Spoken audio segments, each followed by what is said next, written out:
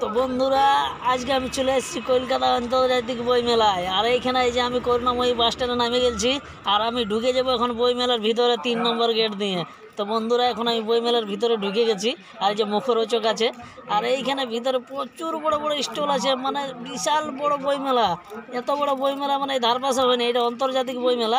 এই বড় বড় স্টল, কিন্তু বন্ধুরা স্টলগুলো দেখে মনে হচ্ছে না এটা পার্মানেন্ট বিল্ডিং না স্টল। তো বন্ধুরা, আমি আপনাদেরকে দেখাবো আরও বাইরের স্টল এসেছে।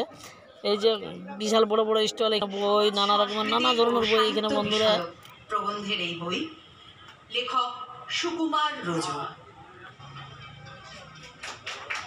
তো বন্ধুরা, প্রোগ্রামটা শেষ দেখে আমি বেরিয়ে গেলাম। এখানে দেখছি আর্জেন্টিনা স্পেনের স্টল এসেছে বন্ধুরা, মানে দেখে ভাবতে পারছি না আর্জেন্টিনা স্পেন। আমি চলে এলি বন্ধুরা স্পেনের কাছে।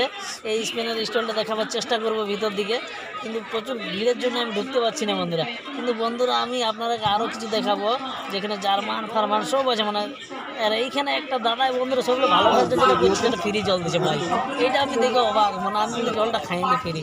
তারপরে বন্ধুরা জলটা ফ্রি, প্রচুর লোকের জল ফ্রি দিচ্ছে, মানে খাচ্ছে ওইখানে। আর আমি বন্ধুরা এবারে চলে আসবো জার্মানে।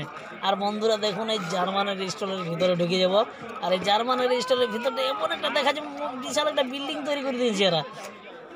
তো বন্ধুরা, এই স্টলের ভিতরে ঢুকে এমন মনে হচ্ছে আমাকে নিজেকে যেমন আমি জার্মানেই ঘোরাঘুরি করছি, পুরো জার্মানে চলে এসেছি। আর বন্ধুরা, এই যে জার্মানের বাইরের যে ভিউটা সেটা দেখাচ্ছি আমি, কত সুন্দর তৈরি করেছি স্টলটা। আর বন্ধুরা, আমার ফেভারিট খাবারের কাছে চলে এসেছি। আমি যেটা পান খাই, এই পান হচ্ছে আমার ফেভারিট। কিন্তু বন্ধুরা, এখানে 30 টাকা প্রথম পান মারি গায়ে লেগে গেল। তো যাই হোক, বাইরে এসেছি, 30 টাকা প্রথম পানটা খাইলি। তারপর আমি আপনাদের দেখাবো এই যে আমেরিকান স্টল এসেছে। আমেরিকান স্টলে চলে এসেছি আমি। তো বন্ধুরা, ঘুরে আরেকবার আমি এসে গেছি জার্মানের স্টলের ভিতরে শেষবারের মতন। বন্ধুরা, ভিডিওটা ভালো লাগলে অবশ্যই আমার সঙ্গে থাকবেন, আর লাইক করবেন, শেয়ার করবেন।